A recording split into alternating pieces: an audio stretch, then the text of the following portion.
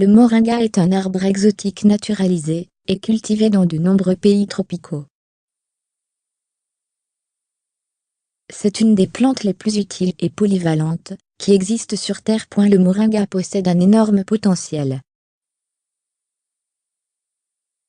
Son intérêt est diététique, agronomique et médicinal. Le moringa est très riche en éléments nutritifs, vitamines, minéraux et protéines.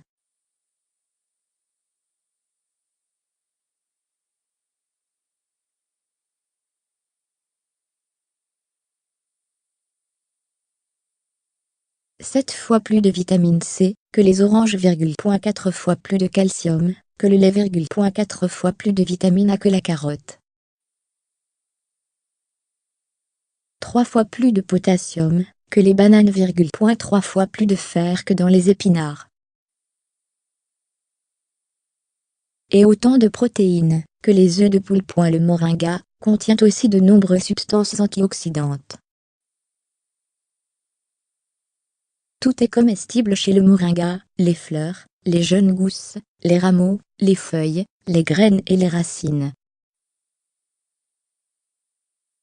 La saveur de la racine est piquante et rappelle le réfort. Les graines donnent l'huile de banc.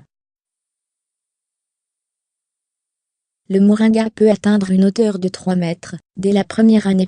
Pour ne rien gâcher, il est très décoratif. Son feuillage élégant s'agrémente de nombreuses fleurs blanches très odorantes.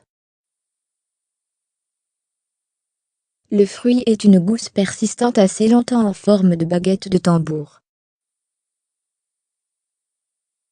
On peut aussi l'utiliser comme évive, qui est d'un bel effet. Son feuillage avec ses gros bouquets de fleurs blanches et odorantes a l'avantage de protéger harmonieusement, par son ombrage, des rayons solaires.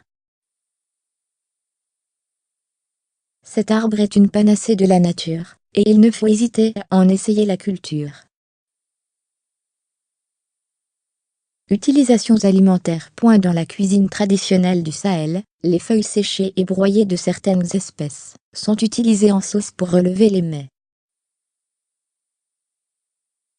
Les fruits, gousses, sont traditionnellement consommés en Inde et même exportés. Rapporté à La Réunion par les engagés indiens au XIXe siècle, les braides, feuilles, mourong sont cuisinés en bouillon et les bâtons, gousses tendres, mourong sont débités et accommodés avec de la morue dans un délicieux carré.